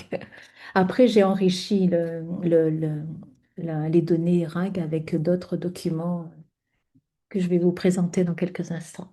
OK? Donc, revenons sur ma gestion documentaire. Donc, vous voyez, on retrouve des documents. Là, vous voyez le Lumina, les informations que je vous ai données. Et là, ça, c'est un blog, un article de blog. Je ne l'ai pas encore publié. J'aime bien Andrzej Karpati parce c'est un bon éducateur en fait. Et à un moment donné, il avait été interviewé, il est dans un podcast qu'on l'avait interviewé sur ses idées sur l'IA, etc. Et donc, il avait parlé de 5 idées surprenantes sur l'IA, etc. Là, c'est sur l'éducation, donc bon, à la limite, je peux vous le montrer. Voilà, c'est 5 idées surprenantes sur l'IA d'Andrzej Karpati qui vont à contre-courant de l'AI. Donc, au-delà de l'enthousiasme ambiant, le point 1, c'est nous sommes dans la décennie des agents, pas l'année des agents. Les actuels sont des fantômes, pas des animaux. L'avenir de l'apprentissage n'est pas reinforcement learning, mais le système prompt learning. Et pour mieux raisonner, les IA doivent oublier le cognitive core. Enfin, voilà. Donc, ça, c'est ça. Et là, c'est un document que j'ai récupéré du web. Hein. C'est de l'éducation nationale. Donc, fait un mix de documents en anglais et en français. Ok. Donc, là, vous avez. Donc, il est très moche, ce document. C'est un PowerPoint, mais vous voyez, il y a. Alors, oui, ce qui est intéressant, c'est que le File Search API, en fait, on va faire de l'OCR aussi. Donc, quand il va consommer ce document, il va pouvoir traiter le texte associé à ce document, parce qu'il y a pas mal, vous voyez, de choses. Et donc, je vais pouvoir le questionner sur certaines infos de ce document. OK? Quoi d'autre encore? Je reviens ici. Euh, donc, voilà, voilà. Oh, qu'est-ce que j'ai fait? Ok, et donc là, en fait, il a chargé ces 2 fichiers-là, le Robert Graves. D'ailleurs, on pourrait le voir. Si je, ah, je suis- On peut voir les exécutions. Attendez, je vais revenir dessus, sur mon chargement là. Vous pouvez voir les exécutions, ok? Donc là, c'est la dernière que j'ai faite. Et donc, il va vous dire ce qu'il a changé ici. Ok, donc vous voyez, vous avez l'application JSON, là, le catalogue. Et là, j'ai quoi d'autre? Euh, le Robert Grave info.txt qui a été chargé. Ok, donc là, vous voyez le file, le fichier, il est de cette structure-là, en fait. Ok, ce qui est important, c'est le mime, je sais pas. Là, c'est le fichier, etc. Donc, il vous donne le résultat. Ok. Donc, là, oui, d'un côté, vous avez l'éditeur, d'un côté, vous avez... Alors après, ça, c'est encore une autre affaire, l'évaluation, que je vous recommande. Il faudra que je vais devoir faire une session sur N et N et les évaluations. Qu'est-ce que c'est que les évaluations? Donc là, vous avez votre workflow qui fonctionne bien. Enfin, bon, pour l'instant, je vous ai montré qu'une partie. Ce qui est important, c'est que de tester votre workflow, notamment au niveau des réponses que le système va vous donner. Et vous assurer, donc là, dans l'évaluation, vous allez faire des questions et on va récupérer les réponses qu'il vous donne. Et par rapport à ces évaluations, donc, vous allez donc voir ce qui se passe. Est-ce qu'il y a quelque chose à améliorer? Ok, donc, alors maintenant, je vais revenir ici. Je vais revenir ici. Ah oui, donc, je vais faire déjà, est-ce que je l'ai déjà fait? Ça, peut-être pas. Donc là, vous voyez, je vais exécuter ce workflow. Alors, je vais peut-être le mettre en plus grand.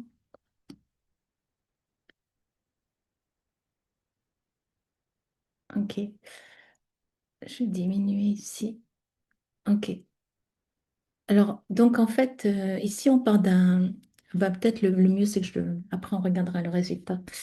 Donc là, rappelez-vous, j'ai mon Lumina Sphere et je vais lui mettre, please give me the technical specification regarding Lumina Sphere. OK? Donc, je vais envoyer ça. Et donc, c- bon, je le fais.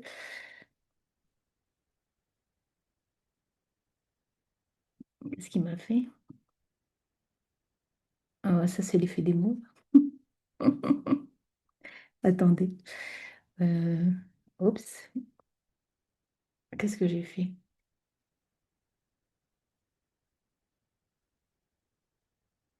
Ok. Donc là, il me dit, please give me the technical specific. Ok. Il y a un souci.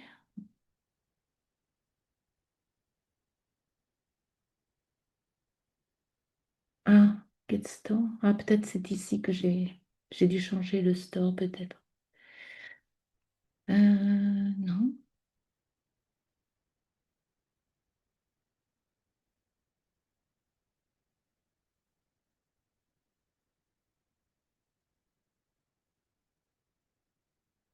Ok.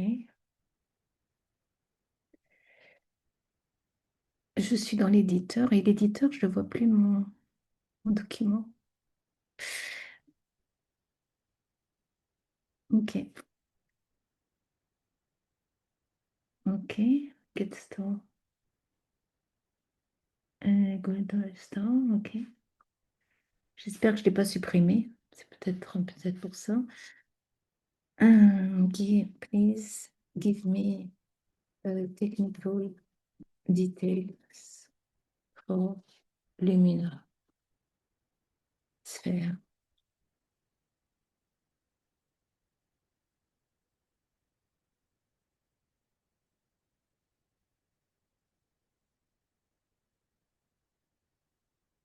OK. Et voilà. Donc, vous avez le résultat. Je ne sais pas ce qui s'est passé, là, une fausse manip.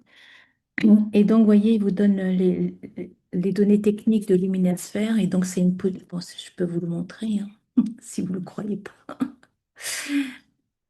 OK, donc input voltage, blabla, etc., etc. Et il a même été jusqu'à vous donner le device layout.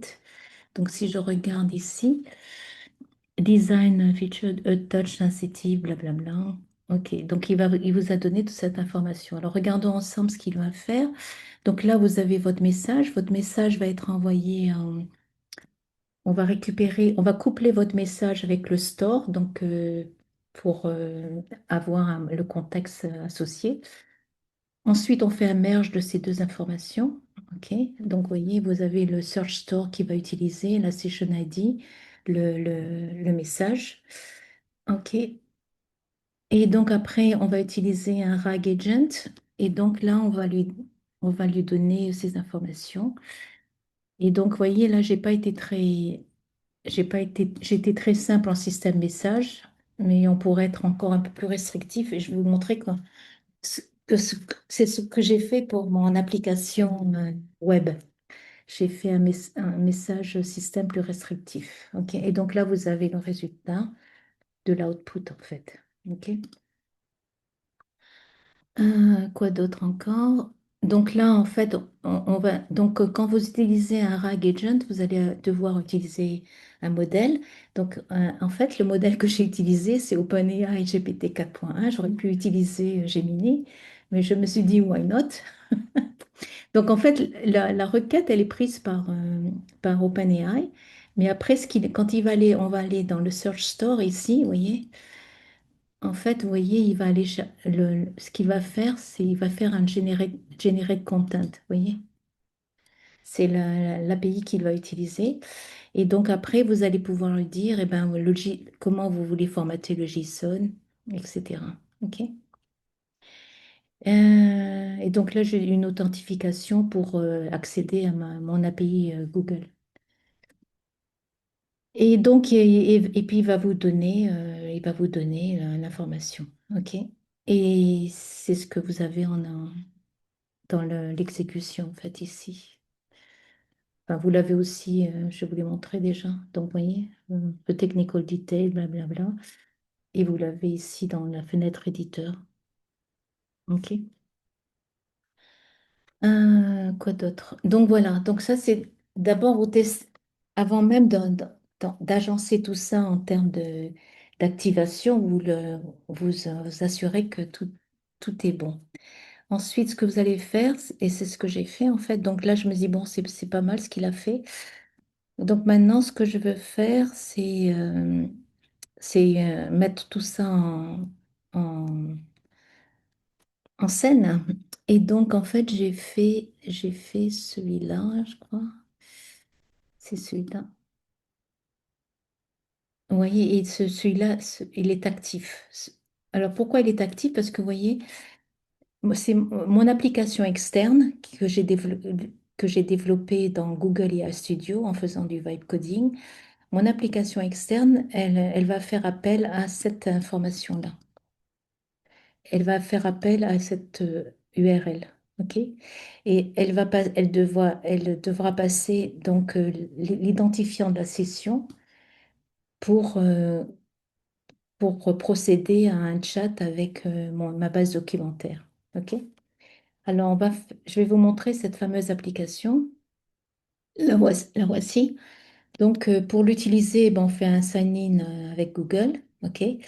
Et donc là, je vais pouvoir, par exemple, télécharger un document. OK? Et donc là, je vais pouvoir dialoguer avec mes documents. Et puis, donc ici, vous avez la possibilité de voir votre répertoire. OK? Donc ici, je vais venir ici. Et alors, j'ai mon anti-sèche. Parce que donc là, je vais revenir sur la démo. Et maintenant, je vais dialoguer avec ma base documentaire. Donc, j'ai des tas de questions sur Luminosphère. Donc là, je vais reprendre ce qu'on a fait tout à l'heure. Et donc là, je vais dire give me. Donc là, je vais lui dire ça. Et donc, il va faire. Donc là, on va appeler l'API de, voilà, et là, il vous donne les informations. Et là, vous voyez, ici, je peux récupérer la fameuse, les sources, vous voyez.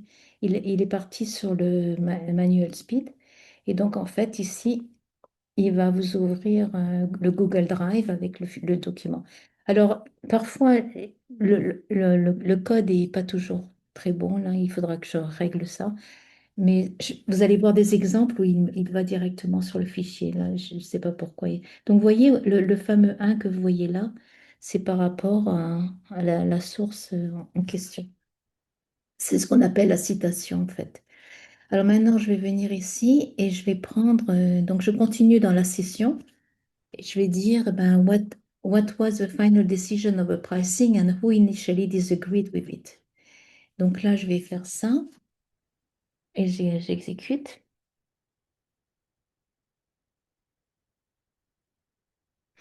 Et donc là, il me dit, donc il est bien parti sur le brainstorming, là où il y a eu un meeting, et où il y a eu des désaccords entre deux personnes. Donc the final decision, the pricing for the was tentatively à 199 dollars, with 6 months of a pro app subscription included. Mike initially disagreed. Finalement, euh, with the lowest, il propose que ça soit 149, etc. Et puis il agreed, bon. Et finalement, Sarah finalize the pricing model à 199 with included subscription. Et donc là, alors je vais faire pareil, on va voir si ça passe. Donc là, OK. Vous voyez, il me met bien sur le fichier, mais ouais. Après, il faut l'ouvrir, quoi. Donc l'ouvrir, ça va vous donner. Donc c'est bien sourcé sur le document. Je reviens sur mon, je reviens sur mon anti-sèche et là, je vais dire. Voilà, je vais prendre cette instruction. Are there any US states where we legally, où est-ce que est-ce qu'il y a des États aux États-Unis où c'est interdit de vendre ce produit? Donc là, je vais enlever le code, là, on n'a pas besoin, donc ça ne va pas le gêner. Et donc, pareil, il va aller chercher un document. Yes, il vous dit, et en effet, bon, ça va être Luminasphere cannot be sold or shipped to the state of Vermont. OK. Euh, voilà, qu'est-ce que je vais dire? J'ai I want to bundle the travel plan. Alors oui, alors il y a au niveau marketing, ils veulent faire pour le Noël, ils veulent faire un bundle entre l'ancien luminasphère et le nouveau. Le problème de l'ancien luminasphère, c'est qu'il avait un voltage plus bas et le nouveau un voltage plus important. Donc, est-ce qu'il n'y aura pas un problème par rapport à cette différence? Donc, on va voir. Et donc, il va vous donner l'information.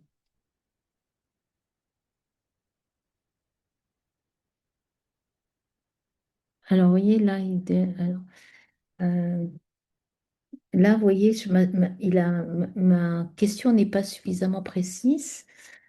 Euh, je vais lui dire, give me bundle for the Christmas special.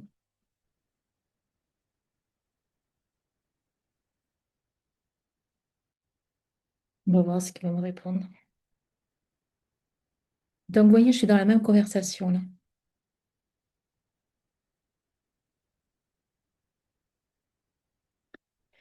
Voilà. There is no specific available for Christmas special bundle. The existing plan is a okay, but no mention of travel pack legacy. Ok. Je crois qu'ils en discutent là. Bon.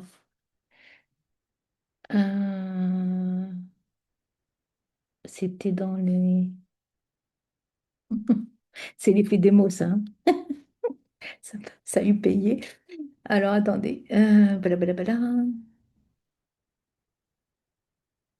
Où est-ce que c'était là? C'était là, je crois.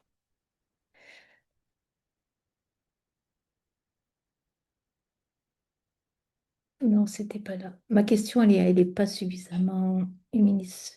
Ben, mais par contre, vous voyez, ça c'est bien parce qu'il a pas. il n'a pas halluciné en fait, parce que normalement, un grand modèle de langage, il va pas vous contrarier, il va halluciner. Halluciner. Donc en fait, il restera le. euh, alors attendez, je vais voir. Où est-ce que c'était déjà? Je regarde dans mon documentation. Euh, je crois que c'était là dans le Lumine. Oh ouais, ok.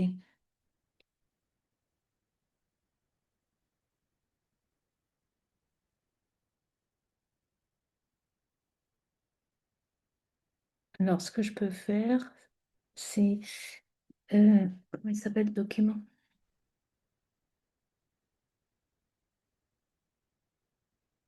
Le document.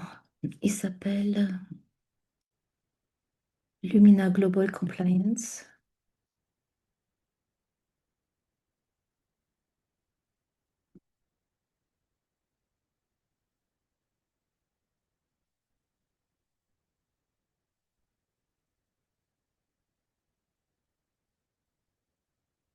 Are there any issues between the legacy pack? Il appelle the legacy pack and the Christmas. The legacy pack and the Christmas bundle.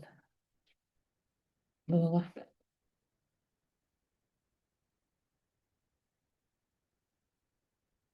Ok, bon, il faut que. Mais ce qui est bien, c'est il hallucine. Vous voyez, il ne va pas vous donner autre chose que ce qu'il a. Alors après, ce qui est pas mal, c'est celle-là.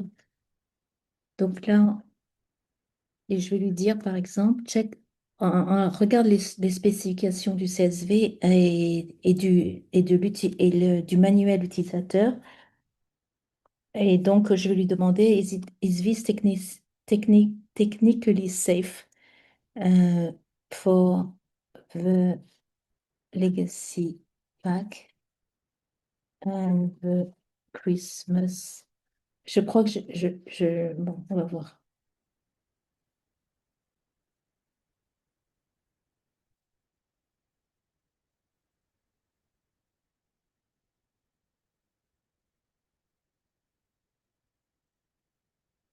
Voilà. Et donc là, et en voyant, on a les deux là. Vous voyez, on a le projection, là, le CSV et le Luminis. Donc il est capable de vous donner, vous voyez, on a un et deux. OK? Donc c'est bien. C'est please, there are no conflict in power requirement. OK? Therefore, it is technically safe to bundle the legacy pack with the Luminis. OK, d'accord. Donc là, on était sur le Luminosphère. Maintenant, je vais rafraîchir mon chat. Et je vais venir sur du français. Donc là, c'est notre fameux document sur les 5 vérités sur l'IA. Donc on va voir. Normalement, il doit donner le fichier du blog post.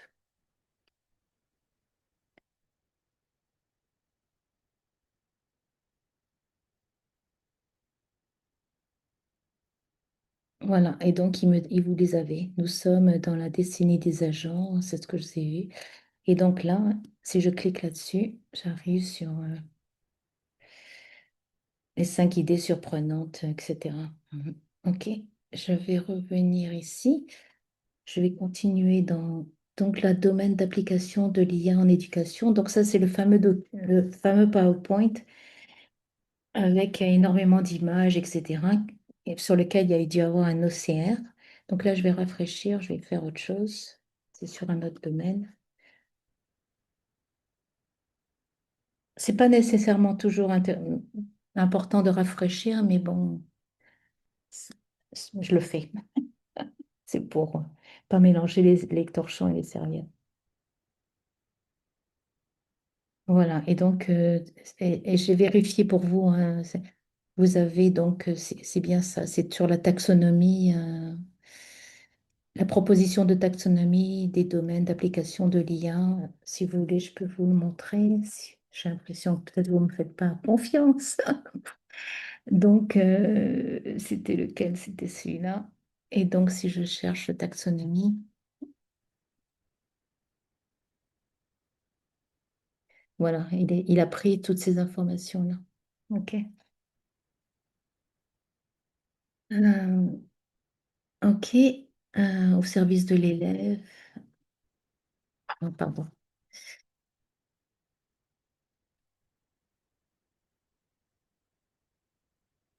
Bon, enfin, bon, j'ai vérifié, c'était bon.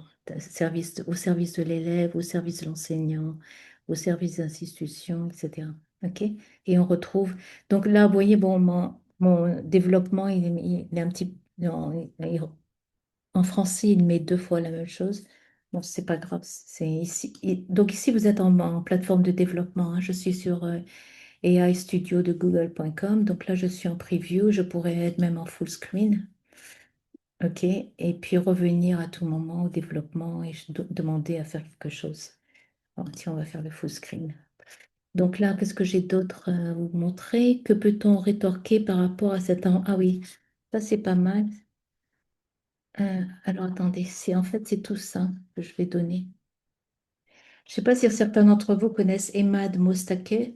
C'est le fondateur de Stability.ai et en fait il avait fait une remarque qui était pas mal du tout. La remarque c'était de dire quand du fait que l'IA peut générer des tant de pixels et tant de meilleurs mots que nous tous, euh, what- qu'est-ce que l'on va pouvoir produire? Parce qu'en fait, l'IA est tellement bon même de nos jours que la question est, et nous alors? Et moi, et moi, et moi. Et donc, j'ai créé un article de blog là-dessus et je pense qu'il va vous le sortir.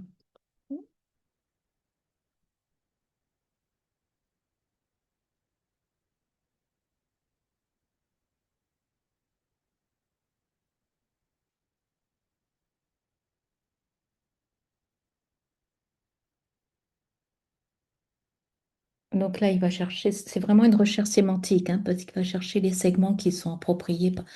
La réponse à la question de When AI can generate every pixel and word better than us, what are we going to produce? Est-ce que même si l'IA peut surpasser techniquement l'humain dans la génération de pixels et de mots, ce que nous produirons sera profondément plus humain, notre rôle sera plus de... Donc là, je suis plus sur... euh, on a de l'imagination en fait. Bon, l'IA aussi en a, mais nous, on a une expérience plus vécue que le LLM. Et donc, toujours pareil, si je clique ici, vous aurez le blog post associé. OK, et je vais terminer. Donc, voilà. Et alors après, donc jusqu'à présent, vous voyez, on s'est interfacé avec des documents, mais après tout, vous êtes sur un chat. Donc ici, par exemple, je peux lui dire, eh ben, écris-moi un haïku sur le vibe coding. OK, je peux lui dire, donne-moi une blague. Donne une blague. OK. Généralement, les LLM, ils sont pas très bons en blague. Hein. Sur des blagues dans la base de connaissances fournies, OK. Et là, alors ça, c'est nouveau parce qu'en fait, il avait réussi à le faire. Voilà. Donc là, je lui demande d'écrire un haïku sur le vibe coding et il dit ligne en silence, plus vibrant dans les deux. Voilà. Alors, je vais dire, donne-moi une blague marrante euh, sur quoi? Sur les ingénieurs. Je sais pas ce qu'il va dire.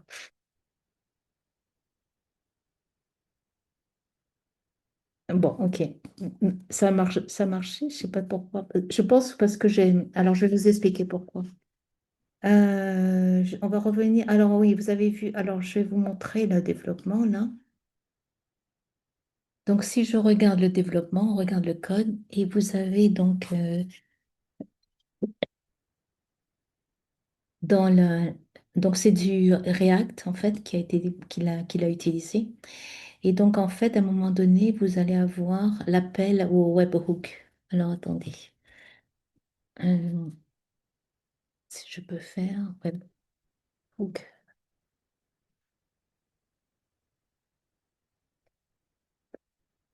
Ah, c'est quelque part par là. Voilà, c'est là. OK. Donc, il va aller chercher le NAN, OK, NAN Cloud. Là. Et donc, en fait, quand vous lui passez la conversation de votre chat avec la base documentaire pour pour alimenter votre contexte total et votre réponse, il faudra lui passer le message texte et puis la session ID. Donc, quand vous voyez, quand je rafraîchissais ici, là, quand je faisais un refresh ici, je change de session. Peut-être que je vais faire ça, tiens. Donne-moi une blague rigolote. Je sais pas s'il y a deux T, je ne m'en rappelle plus.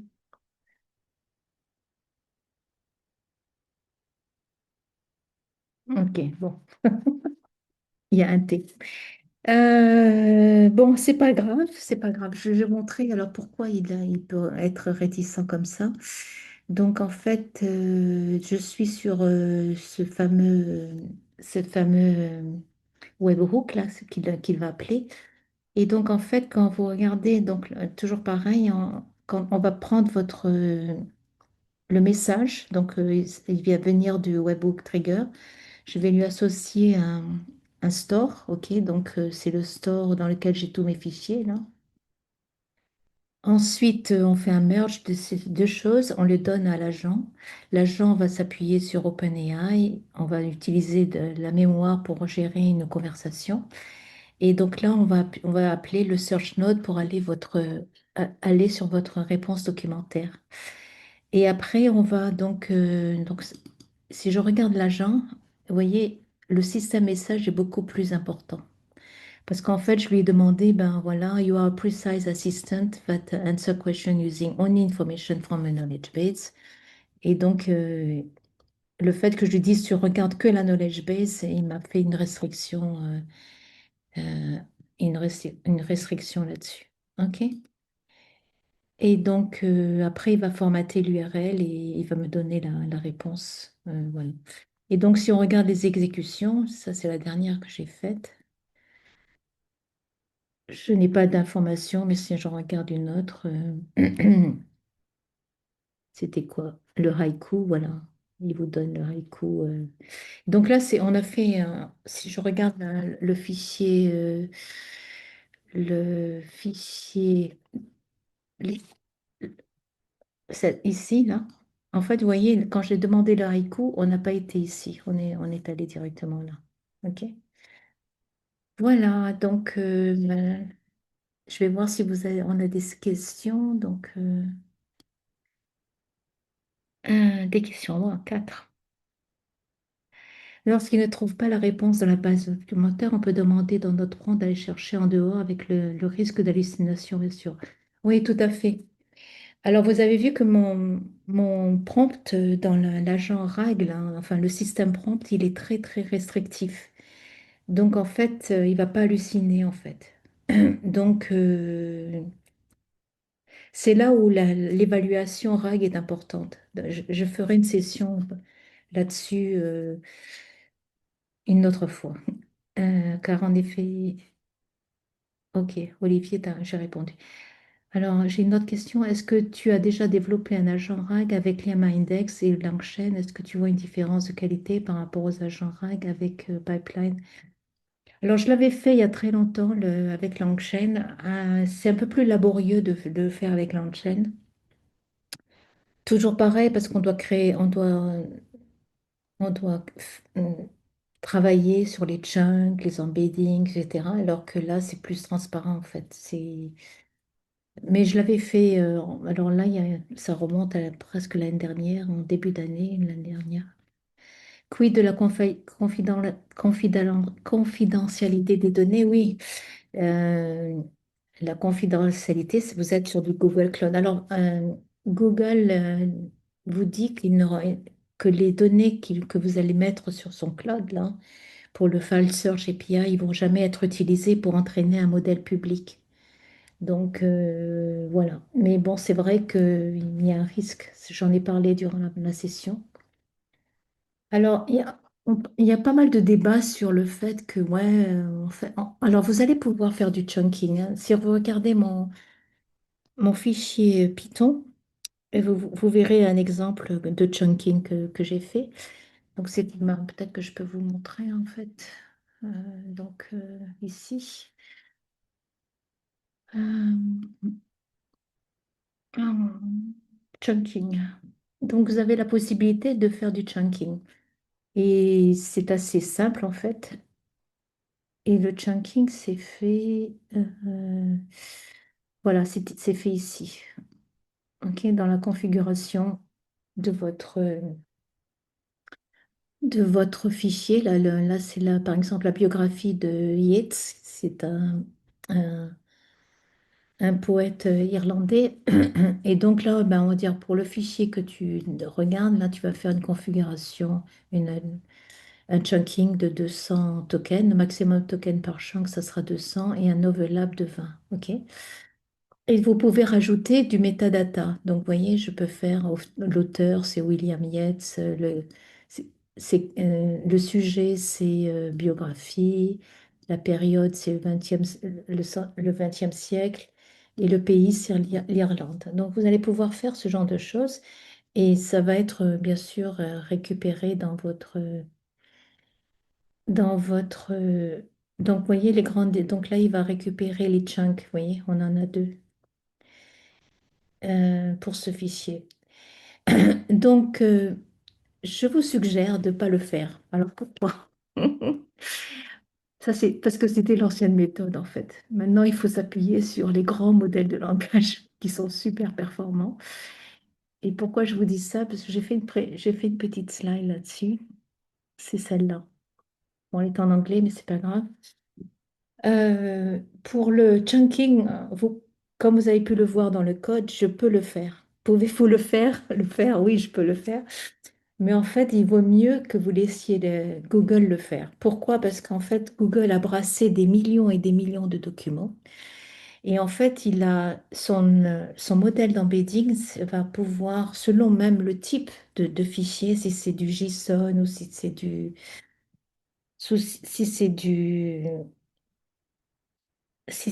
quoi, du code, etc., il va pouvoir mieux cibler les chunks, les segments. Et donc, en fait, il y a ça, et puis il va aussi pouvoir ajuster par rapport à meilleure performance par rapport au type de fichier, donc les MIME, et au type de chunk qu'il devra utiliser. Et il y aura aussi ce qu'on appelle les Smart Boundary Detection, donc il va pouvoir détecter des frontières, des segments bien particuliers, par exemple pour respecter les paragraphes, les sections, les codes blocs, etc. Donc, le embeddings et l'indexation qui est faite par Google, le chunking, pardon, le chunking, l'embedding, c'est l'indexation qui est faite par Google du fait qu'ils ont brassé des millions de documents.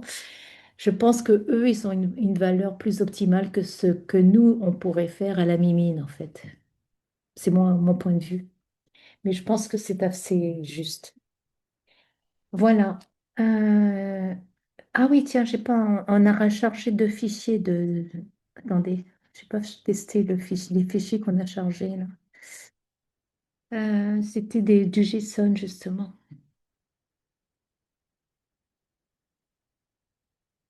Euh,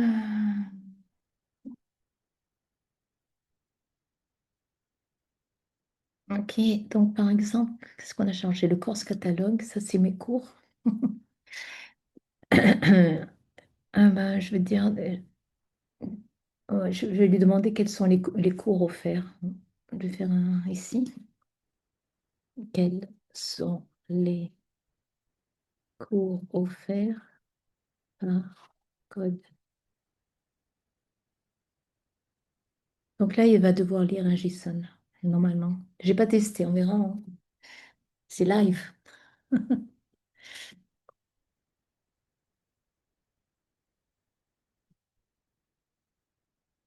Pas trouver d'informations sur Alors, est-ce que j'ai mis Code Academy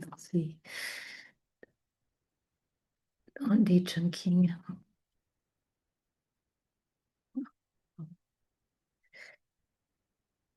Hmm. Parfois, le système prompt, il faudrait que je le... Alors, attendez. Ouais, je n'ai pas mis Code Academy en fait. C'est que des cours.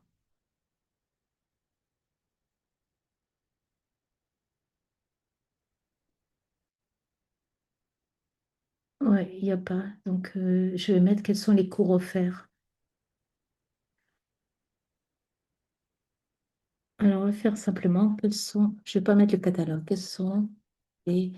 Alors, attendez, je vais recommencer. Je vais faire quels sont les cours offerts.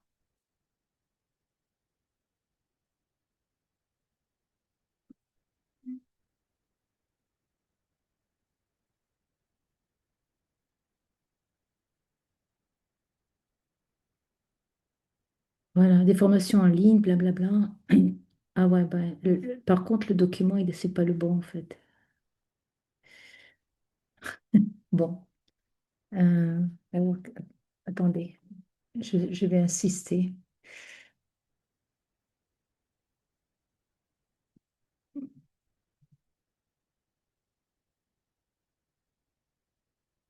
Je vais dire que propose le cours Python 120.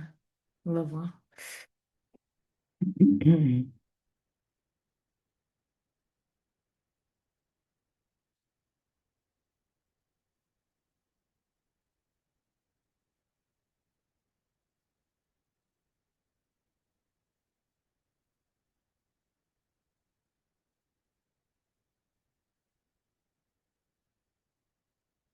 Voilà. Ah, c'est bien. Le cours Python 101 propose, voilà. Voilà, donc il a bien consommé, vous voyez, course catalogue JSON. Il a bien pris le... Voilà, ça conclut notre session. J'espère que ça vous a plu. Ça a été productif. Est-ce que vous avez d'autres questions?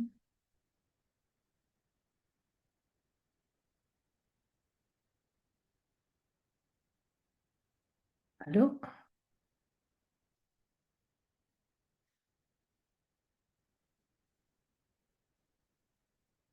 J'ai perdu la session.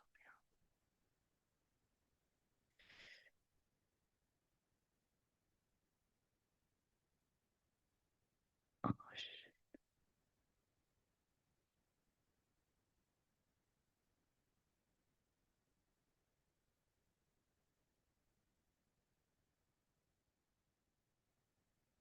Est-ce que vous avez d'autres questions? Ok, merci à tous. Vous êtes courageux.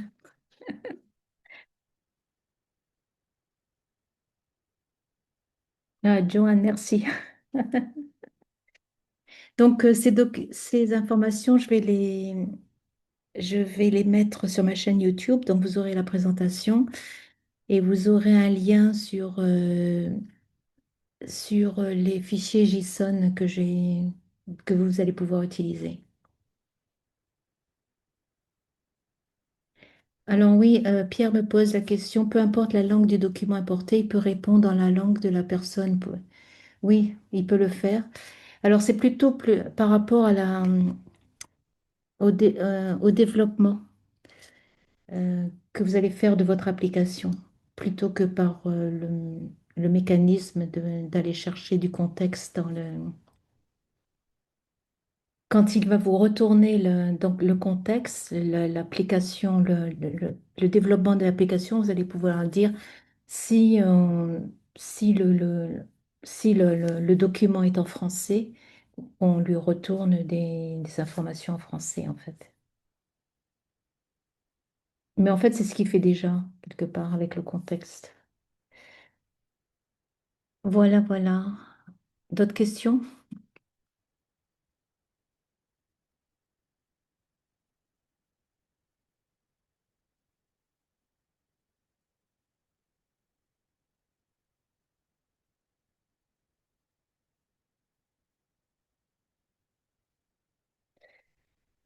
Il y a une remarque intéressante de Stéphane. Stéphane, on peut penser qu'à terme, le RAG sera une feature standard des bases de données. Alors, j'ai une petite conclusion là-dessus que je peux vous présenter. C'est celle-ci, en fait. Nous sommes passés d'un monde où le RAG était un schéma architectural qu'il fallait construire à un monde où c'est désormais une simple fonctionnalité que l'on active. L'attention peut maintenant se déplacer de la gestion de pipelines de données complexes vers la création d'expériences utilisateurs innovantes, portées par les LLM, non seulement intelligents, mais aussi remarquablement bien informés. Donc, en effet, on va pousser vers quelque chose de plus comme un service, en fait, que toute une infrastructure que l'on devait construire de A à Z. Donc, ça va évoluer tout ceci. Et je pense que la sécurité va aussi évoluer dans ce sens. Mais bon, je pense qu'on est au balbutiement d'une première approche. Donc, OpenAI avait déjà fait ça. Là, je ne l'ai pas testé, c'est la version d'OpenAI. Celle de Google Gemini était plus intéressante en termes de coût, en fait. C'est beaucoup moins cher. Après, vous avez Supabase qui est encore moins cher, mais vous allez devoir gérer la base de données vectorielle, etc. Donc, j'ai une session YouTube que je peux vous montrer. Euh,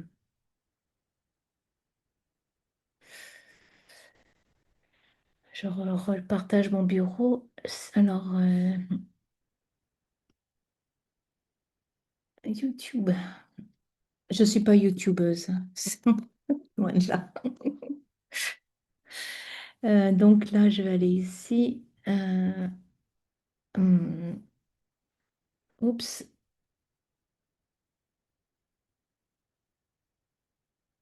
Ok. Et donc, si vous regardez mes vidéos, j'en ai quelques-unes. Et à un moment donné, j'avais fait N et N, N et N. Je ne sais plus où je le trouve. Là, le voilà.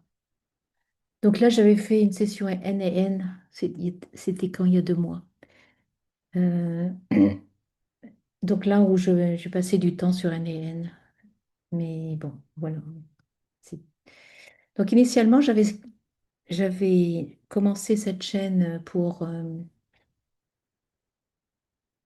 FastAI, puisque c'est la première fois en 2015, c'est là où j'ai commencé à travailler avec FastAI. Et j'aimais bien aussi Jeremy Howard, qui est l'éducateur derrière FastAI, qui présentait bien les sujets. Et puis après, je suis partie dans cette lancée d'IA et voilà, on est à ce niveau-là. Et la dernière session que j'ai faite, c'était sur NanoChat. Donc, le développement d'un LLM de A à Z avec les instructions d'Andrzej Karpathy. Donc, c'est aussi intéressant. Voilà, je crois que je vais arrêter la session.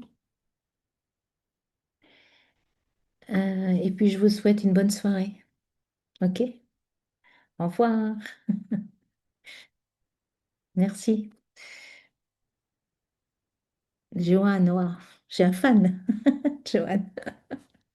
Pierre, merci. Olivier. Allez, au revoir.